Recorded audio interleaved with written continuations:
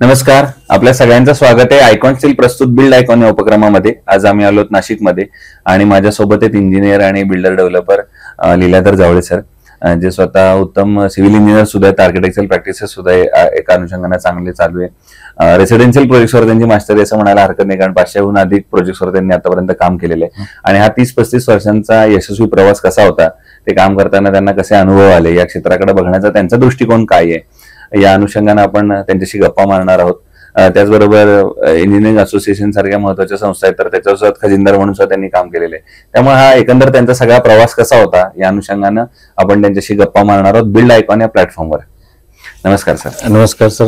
तर आपण गप्पांना अशी सुरुवात करूया, ते म्हणजे थोडंसं फ्लॅशबॅक मध्ये जाऊन आणि तुमच्या अगदी शालेय जीवनापासून सुरुवात करू. ते म्हणजे तुमची शाळा कुठली होती, मग कॉलेज कुठलं होतं, आणि सगळ्यात महत्वाचं सिव्हिल इंजिनिअरिंग या फील्डमध्ये येण्यामागचं प्रेरणास्थान कोण होतं, ज्यांच्यामुळे खरं तर तुम्ही इकडे वळाला. तर कसा होता हा सगळा प्रवास? नमस्कार, गुड आफ्टरनून. मी तसं खेडेगावातला भुसावळला होतो प्रॉपर, तर ग्रामीण भागात शिकलेलो आहे, त्यामुळे जास्त सिव्हिल बद्दल कमी माहिती होती. पण ज्यावेळेला कॉलेज पूर्ण झालं, म्हणजे 10वी झाल्यानंतर मला माझ्या काकाने सांगितलं की आपण तू सिव्हिल मध्ये प्रयत्न कर. पण काकांना म्हटलं मी सिव्हिल मध्ये मला काही नाही माहिती. ऑटोमॅटिक सध्या सिव्हिलचंही चालू होतं, ते एचएल सर्व्हिसला होत्या, त्यांच्यामुळे त्यांनी मला सिव्हिल ऍडमिशन घ्यायला लावली जळगावला. तर मला फक्त आम्हाला माहिती होतं ग्रामीण लोकांना की सिव्हिल पेक्षा फक्त कंपनी फिटर इलेक्ट्रिक जे असेल तेच काम करायचे, मेकॅनिकल काम एवढंच फक्त माहिती होतं. सिव्हिल आर्किटेक्ट प्रॅक्टिस बद्दल आम्हाला थोडी माहिती कमी होती. मग जेव्हा या क्षेत्रात आल्यानंतर आपण कुठेतरी अनुभव मिळावा म्हणून सर्व्हिस किंवा प्रॅक्टिस करतो, तर ती तुम्ही कुठे केलीत आणि जो पहिला वैयक्तिकरित्या प्रोजेक्ट केला तो कुठला होता? आता सुरुवातीला काय झालं, मी जळगावलाच असताना कॉलेजला मी 6 महिने जळगावला आमचे एक ललित राणे म्हणून आर्किटेक्ट होते. त्याच्याकडे जस्ट कॉलेज पास आउट झालं, म्हणजे त्याला काहीच आपल्याला प्रॅक्टिस नव्हतं, पण त्यांच्याकडे कामाला मी सुरुवात केली होती आर्किटेक्ट प्रॅक्टिस. त्याच्यानंतर म्हटलं जळगावपेक्षा पण नाशिकला आमचे काका होती इथं, जे रिलेटिव्ह असल्यामुळे त्यांनी मला की तू नाशिकला आहे, नाशिकला तो डेव्हलपमेंटला जरा स्कोप राहील. तर नाशिकला आल्यानंतर माझं पहिलं जे काम सुरू झालं तर आर्किटेक्ट भालचंद चावले सर म्हणून आहेत, ते प्रसिद्ध आर्किटेक्ट. त्यांच्याकडे मी एक डिप्लोमा म्हणून मी त्यांच्याकडे कामाला लागलो होतो. बरोबर. तर त्यांतून मला आर्किटेक्ट प्रॅक्टिस बद्दल थोडी माहिती मिळायला लागली. त्यांच्याकडे बऱ्याचशा गोष्टी मला डिझाईनच्या बाबतीत शिकायला मिळाल्या. पण हळूहळू काय झालं, मी नंतर आहे ना हेमंत दातक म्हणून आमचे सर, त्यांच्याकडे मी त्यांचे सोडून त्यांच्याकडे जॉबला लागलो. बरोबर. पण दातक सरांचा मला फायदा असा झाला की त्यांनी मला पूर्ण फ्रीडम दिलं होतं, की त्यांच्यामुळे मी प्रॅक्टिस, त्यांनी मला आर्किटेक्ट प्लॅनिंग कसं करायचं, साईट व्हिजिट कशा करायच्या, कॉर्पोरेशनचे काम संदर्भाच्या कामात त्यांनी मला पूर्ण फ्रीडम दिला की तुला काय वाटतं कार्बन तू काम करू शकतोस. बरोबर. आणि स्वतःच्या कामात सुद्धा तू इंडिव्हिज्युअल कामं तू करू शकतोस. त्यांचा पाठीवर हात पडल्यामुळे मी माझं थोडा सुरुवात झाली. आपल्याला कोणतरी आज पाठीमागे आपले उभा आहेत, दाते साहेबांचे नाही चावले साहेबांचे उपकार माझ्याशी आयुष्यभर त्यांचे. आणि तुम्ही महत्वाचं म्हणजे त्या अशा प्रसंगी त्यांची आठवण काढली, सांगितलं आवडून, त्यामुळे फार महत्वाचं आहे. मग आता या क्षेत्रातल्या काही प्रश्नांकडे सुरुवात कशी झाली कामाची माझी, मग त्यांच्याकडे काम करत असताना माझे एक रिलेटिव्ह होते नातेवाईक, त्यांनी सांगितलं तू एक नवीन माझं काम आहे तू करणार का. माझं त्या आयुष्यातला एकदम टर्निंग पॉईंट ठरला की चला कोणीतरी काय आपल्याला एक प्लॅनिंगचं आर्किटेक्ट प्लॅनिंग प्लस कन्स्ट्रक्शनचं काम घेऊन राहिलेलं. तिथून माझ्या आयुष्याला सुरुवात झाली. ती फॅमिली लाईफ पण तिथून सुरू झालं, तो पहिला प्रोजेक्ट. त्यानंतर लग्न झालं, सगळं तिथून माझं आयुष्याला सुरुवात झाली. आणि तिथून जी सुरुवात झाली तर मागे पाहण्याचं काही झालं नाही. जे कामं मिळत गेली, आपल्या कामाचं आपण कामाबद्दल खुश राहत गेलो आणि लोकांच्या कामाला मिळत झालं.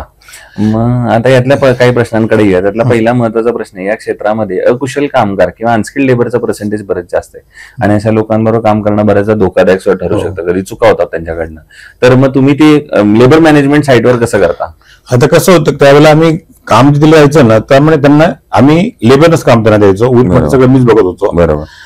काही स्किलला प्रॉब्लेम आला तर आपण स्वतः तिथे बघून त्यांना प्रॅक्टिकली मी त्या क्षेत्रामध्ये उतरून त्यांना प्रॅक्टिकल कसं करायचं मी त्यांना ऑन साईट मी त्यांना ते समजून सांगत होतो. बरोबर. काही जर मला नाही समजलं तर माझ्या सिनियरचा मी त्यांच्या घेऊन त्यांना ते प्रोजेक्ट बद्दल हे करत होतो. बरोबर.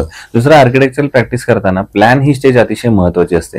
तर प्लॅन या स्टेजचा इम्पॉर्टन्स काय आणि तुम्ही प्लॅनवर कसं काम करता?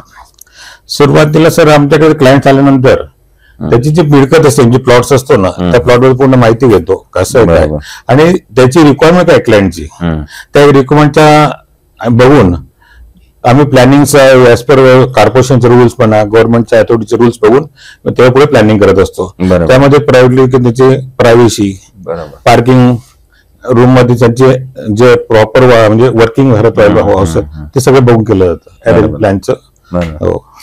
जेव्हा एक बिल्डर म्हणून तुम्ही घर बनवत असता, फ्लॅट बनवत असता, तर तेव्हा जेव्हा एखादा कस्टमर येतो तेव्हा त्या कस्टमरला कायम वाटत असतं की माझं बजेट थोडं कमी आहे आणि फ्लॅटची किंमत थोडीशी जास्त आहे, आणि तुम्हाला एक इंजिनियर म्हणून किंवा बिल्डर म्हणून वाटत असतं की चांगलं दर्जेदार घर आपण लोकांना द्यावं.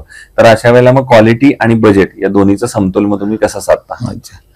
त्यावेळेला थोडा विचारच करावा लागतो की क्लायंटचा पण एक विचार करावा लागतो आणि आपला पण विचार करावा लागतो.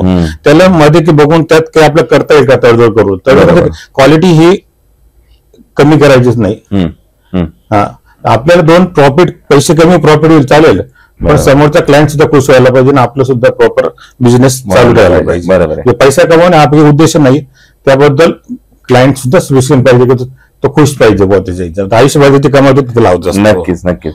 दुसरं, ज्याप्रमाणे मागच्या 30-35 वर्ष तुम्ही हे क्षेत्र बघताय, त्याप्रमाणे तुम्ही नाशिक जिल्ह्याचा पण एक प्रवास बघितलेला आहे मागच्या 30-35 वर्षाचा. त्या अनुषंगाने हा प्रश्न आहे की नाशिक जिल्ह्याच्या विकासाचं व्हिजन एक इंजिनियर आणि बिल्डर डेव्हलपर म्हणून तुम्हाला विचारलं तर तुमच्या डोळ्यासमोर आता कुठले मुद्दे येतात ज्या मुद्द्यांवर प्रशासनानं काम करायला पाहिजे जर एक 15-20 वर्षात नाशिकचा सर्वांगीण विकास करायचा असेल तर? अच्छा, जर विचार केला तर पहिले पार्किंग ऍक्विजिशन मोठा इश्यू आलेला आहे नाशिकमध्ये. बिल्डिंग ही एफएसआय भरपूर दिला गेला गव्हर्नमेंटकडे, पण त्यासाठी पार्किंगची व्यवस्था करताना सुद्धा आता आम्हाला प्लॅनिंग करताना भरपूर त्रास होतो. रिक्वायरमेंट भरपूर असते, पार्किंग बसू शकत नाही, त्या ठिकाणी थोडं विचार करून आम्हाला पार्किंग करावं लागतात. जे आजकाल जे गव्हर्नमेंटचे जे आहेत प्लॅनिंग करतात, रोड मोठे पाहिजे. पूर्वी आता छोटे रोड होते 6 मीटर, आता ते नाही कुठे राहिले, तर 9 मीटर जवळ राहिले, पण रोडची रुंदी वाढली पाहिजे असं हे तर व्यवस्थित, त्यामुळे डेव्हलप होईल चांगली. आणि प्रशासन सुद्धा ना की पहिले मूलभूत गरजा, रस्ते, लाईट, पाणी याची व्यवस्था केली गेली पाहिजे. नक्कीच. तर त्या ठिकाणी समोरच्या वाहन कस्टमरला सुद्धा घेताना तो खुश राहतो, त्याला त्याप्रमाणे पुढे हे करता येत. बरोबर. पण मग प्रशासनानं काय पावलं उचलली पाहिजेत असं तुम्हाला वाटतं? प्रशासनाने उचलली पाहिजे, रस्ते आणि ते रस्ते, लाईट, पाण्याची व्यवस्था पूर्ण केली पाहिजे. बरोबर बरोबर. दुसरं, आतापर्यंत काम केलेल्या प्रोजेक्ट मधले, कारण मी म्हणलं 500 जास्त प्रोजेक्टवर तुम्ही काम केलं आतापर्यंत, तर त्यातला एक आयकॉनिक एकच प्रोजेक्ट निवडायचा वेळ आलाय जे तुमचा आयकॉनिक प्रोजेक्ट असेल तर तो कुठला आणि त्याचे काय वैशिष्ट्य सांगाल? आता आयकॉनिक सांगू शकेल, सगळे चांगले आपले प्रोजेक्ट नाव देऊन. बरोबर. बऱ्याच ठिकाणी एक पूर्वी जो कन्सेप्ट होता सुरुवातीला तो रो हाऊसचा कन्सेप्ट होता. बरोबर. तो आता आजकाल सध्या फ्लॅट्स मध्ये झाला, पण याच्या अगोदर जे 90-95 जे होते तर रो हाऊसला जास्त लोकांची डिमांड द्यावी लागते. बरोबर. दुसरं, या क्षेत्रामध्ये कन्स्ट्रक्शन मध्ये स्टील आणि सिमेंट हे दोन महत्वाचे घटक असतात. तर स्टील निवडताना तुम्ही काय पॅरामीटर्स बघता आणि मग निवडता स्टील? स्टील नेसतं बघताना त्याचे ते ग्रेड्स कुठले, त्याचे जे लवचिकपणा आपण म्हणतो, स्टीलची स्ट्रेंथ, ती सगळं बघितली जाते. बरोबर. करोजन जे म्हणतात की त्याला गंज रोधक पाहिजे, या सगळ्या गोष्टी. मग आयकॉन स्टील यापूर्वी वापरले का कधी? आयकॉन स्टील फक्त म्हणजे एकदम पूर्वी, आता कसं आयकॉन हा तो याच्या अगोदर आम्ही पोलंद वापरलं होतं. बरोबर. आता आयकॉन सुद्धा आताच मार्केटला म्हणजे आलेलं, तर बऱ्यापैकी आता आयकॉन करतोय, लोकांना सुचवतो आणि स्वतः सुद्धा आयकॉन सुद्धा वापरण्याचा विचार करतोय. क्या बात आहे. आणि आता अगदी शेवटचा प्रश्न ते म्हणजे या क्षेत्रामध्ये आता जे नवीन तरुण इंजिनियर्स येतात तर त्यांना तुम्ही काय सल्ला द्याल या क्षेत्रामध्ये तुमच्यासारखी जर त्यांना यशस्वी वाटचाल करायची असेल तर? त्यांनी सुरुवातीला, आजकाल काय झालेलं, मुलांना पास आउट झाल्या की लगेच त्यांना बिझनेसची सवय लागली स्वतः, पण त्यांनी कुठल्या तरी फर्म मध्ये चांगलं काम करून प्रॅक्टिस, तिथलं नॉलेज घ्यायला पाहिजे. साईट्सवरती काय अडचण आहे समजून घेतलं पाहिजे, पण त्यांना पुढचं काम करताना, स्वतः वैयक्तिक काम करताना अडचण होणार नाही. आणि एक सांगायचा उद्देश की मी जे सिव्हिल प्रवास करताना माझं association of concern civil engineer या संस्थेत मी जोडलो. या संस्थेत जोडल्या गेल्यामुळे मला काय झालं, मला चांगले लोक मिळाले. राष्ट्रीय उपाध्यक्ष हेमंत दात्रक्स होते, राष्ट्रीय अध्यक्ष आता विजय सानप सर, आणि आमची पूर्ण अशी टीम, प्रत्येक नाव घेऊ शकत नाही. त्यांनी मला या क्षेत्रात सपोर्ट केला, त्यांनी मला याच्यामध्ये आणलं आणि आज कधीतरी पदापर्यंत त्यांनी मला पोहोचवलं. आणि पुढचा तर मला अजून सपोर्ट करतीलच आणि करत राहील. ही संधी असोसिएशनची मला पूर्ण साथ आहे. नक्कीच. आणि मी शेवटपर्यंत असोसिएशन जोडले राहील. त्याबद्दल नुसतं जोडणं, असोसिएशन जोडणं म्हणजे फक्त वैयक्तिक मतासाठी नाही, तर मला त्याबद्दल ज्या सिव्हिल मधील इतर लोकांशी, मार्केटशी मला जोडून राहतात, त्यांच्याबद्दल मला काही शिकायला मिळलं. क्या बात आहे. टेक्निकल सेशन आणि लोकांना मी यातून काहीतरी देऊ शकतो. बरोबर आहे. तर हे होते इंजिनियर आणि builder developer Leeladhar Jawale sir. त्यांनी दोन महत्वाचे मुद्दे सांगितले. एक तर याच्यात प्रॅक्टिस अर्थात फार महत्वाची आहे, त्यामुळे जेवढा तुम्ही अनुभव घ्याल तेवढं तुम्ही शिकाल. आणि दुसरं, असोसिएशनचं महत्व फार असतं एका अशा अनुषंगाने की तुम्ही जेव्हा इंडिव्हिज्युअल प्रॅक्टिस करत असता या फील्डमध्ये, पण तुम्ही एका संघटनेशी जोडले जातात, त्यानिमित्तानं तुमचं गेट टुगेदर्स होतात, त्यानिमित्तानं तुमचं ज्ञानाचं विचारांचं आदान प्रदान होतं आणि असे चांगले गुरु यातले मार्गदर्शक तुम्हाला भेटतात आणि मग तुमचा प्रवास अजून सुखकर होतो. त्यामुळे त्याही अनुषंगाने हा फार प्रवास महत्वाचा आहे. आणि सहकार्य मिळत राहतं. आपली प्रत्येकाची कनेक्टिव्हिटी वाढत राहते. नक्कीच. तर आणि मी जाताना एक शेवटी सांगू शकतो की मी आयकॉन स्टील परिवाराचं आणि आपल्या सगळ्या टीमचं हे करतो की मला त्यांनी इथं बोलवलं, त्यामुळे मी त्यांचा आभार मानतो आणि यांना पुढील आयुष्यात आयकॉनला माझ्याकडनं शुभेच्छा. नक्कीच सर. आणि आपल्याला सुद्धा असेच आयकॉनिक प्रोजेक्ट, आपल्या आता 500 प्रोजेक्टचा टप्पा झालाय, 1000 प्रोजेक्टचा टप्पा लवकरच पार हो, याच आयकॉन स्टील तर्फे मनपूर्वक शुभेच्छा. Thank you very much.